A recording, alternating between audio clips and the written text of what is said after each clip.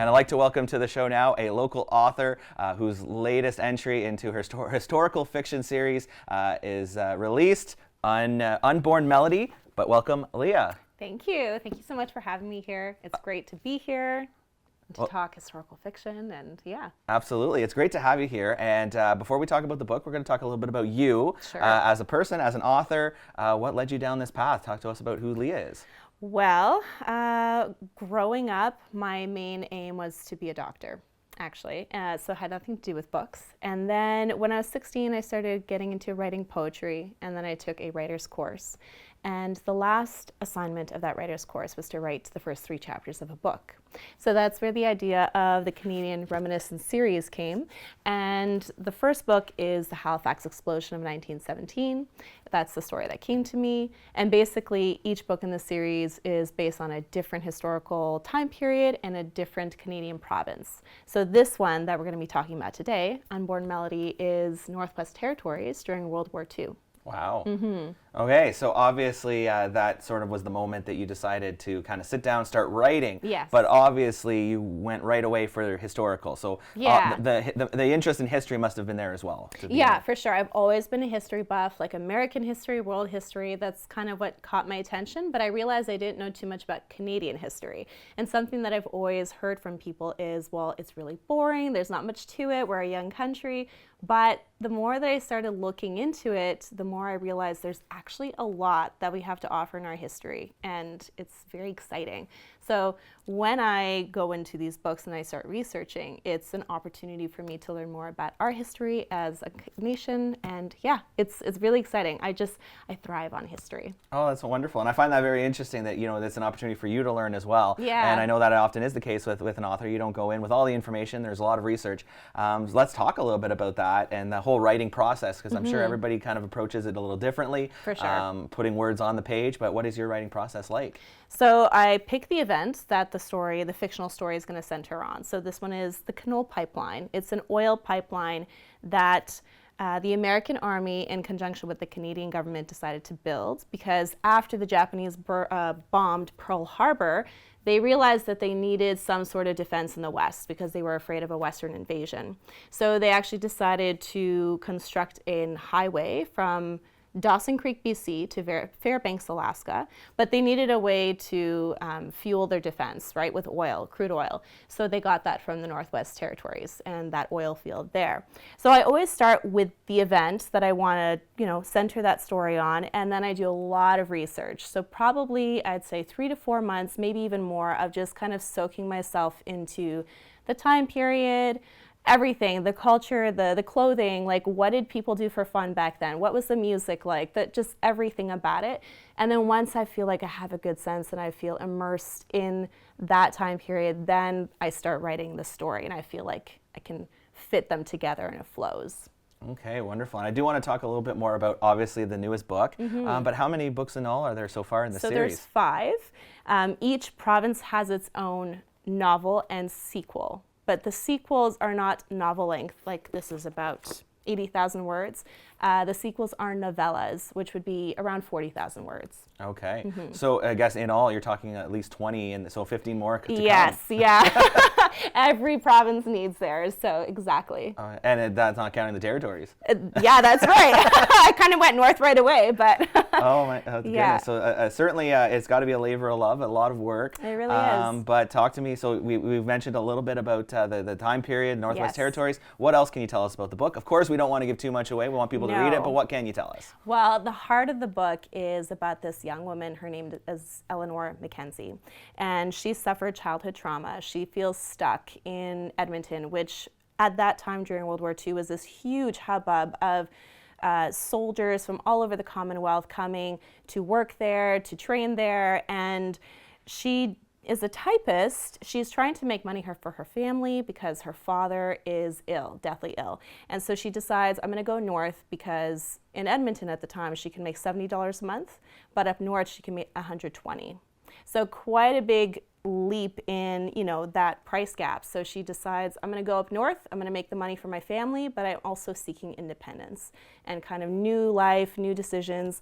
But when she goes up north, she makes a decision that there's not fatal, but consequences that she really needs to deal with. And so there's only one way out to kind of recoup the losses. But she has to take it from a strange man who offers this option for her. And then she has to decide, is she going to fight for her independence, or is she going to embrace unconditional love?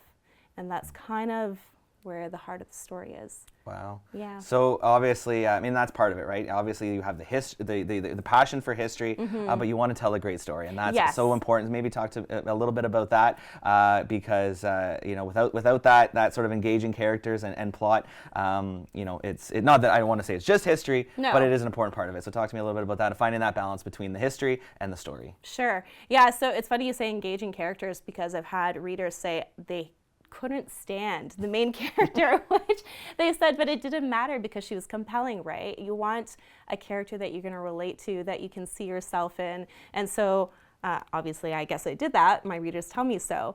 And I just really, you know, we're all looking for love, right? To be loved unconditionally, to love unconditionally. And it's sometimes a difficult theme to grasp, because in this world that we live in, there's so much hate, there's so much division. And so that's kind of what I really wanted to focus on, is to show people that no matter where you come from, no matter your past, you are worthy of unconditional love. And you can love unconditionally, but what does that look like? What do you need to sacrifice in order to love someone unconditionally?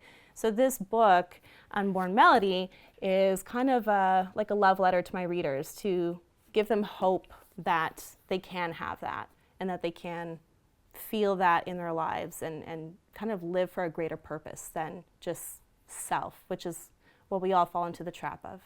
Well, that's wonderful. And you use the word hope. And I think that's a perfect segue into another element of this, which is Rachel's Kids' Parks of Hope, or Park of Hope, sorry. And you've decided to partner up with them, and you're going to be donating some of the proceeds to the park. So tell us about that partnership. Yeah, well, it's just, I was looking for, you know, May is Mental Health Awareness Month, and I'm going to be doing a book signing at the Cornwall Library, May 25th, and that's going to be from 2 to 4. And I was looking for a local mental health initiative that I could partner up with and just really give back to the community in some way. And then I came across your segment where you were showing Rachel's Kids the Park of Hope. And I thought, what a great charity to give to locally, that would give back to the kids of this area. And I know it's not perhaps technically termed mental health, but parks, if you go outside and you're playing and a family, like those add to a boost in mental health, right? If you just go for nature walks and you're just with family and people who love you, that adds to your overall well-being. So I thought that would be a great, you know, a great charity to give to. So yeah, proceeds from each book are going to be going toward Rachel's Kids' Park of Hope. I'm really excited to give back to the community in that way. Absolutely, that is absolutely amazing. So you mentioned there is the signing on the 25th at the Cornwall Public Library. So there's just kind of like a meet and greet the author. I'm going to do a reading from the book. Then I have the Spring Fling at the Glengarry Market. That's also in Alexandria. That's May 4th from noon to 4. And then the one at the library. And last but not least, I can't forget Red Cart Books. I don't know if anybody's been, but that's cute little secondhand store on, I believe it's 8th Street. And I'm going to do a signing there on June 29th. Oh, wonderful. And so I'm sure many of our viewers will want to make it out to those, but if they can't, how can they get their hands on a copy of the book or any of the other books in the series? So Amazon has all my books, and also Red Cart Books has my books. And you can, if you live in the SDG area, you can get them from Paper Plane Bookstore, the Glengarry Market, Tom's Pantry, a lot of great little local places. So. Fantastic. Yeah. And as we alluded to, you've got at least 15 more, if not a little bit more, but just talk to me a little bit about what's ahead for you. Well, I have to do the sequel for this one, right? So the sequel happens 5 years later, and again deals with a little bit of family issues and the complications that arise from this story, and kind of continuing that into 5 years later. The next story that has kind of caught my attention is Saskatchewan. During the Red River War. So that would include a little bit more featuring of First Nations and that history there. So I'm really looking forward into diving into that. I know the event, and I have to do more research into it. The story is slowly starting to come out, but Yeah, and I just pick provinces and stories when the story comes to me and calls to me and then piques my interest, and then I start looking even more.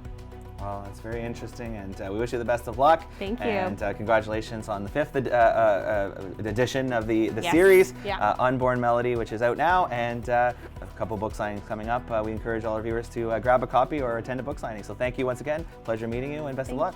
Thank you so much.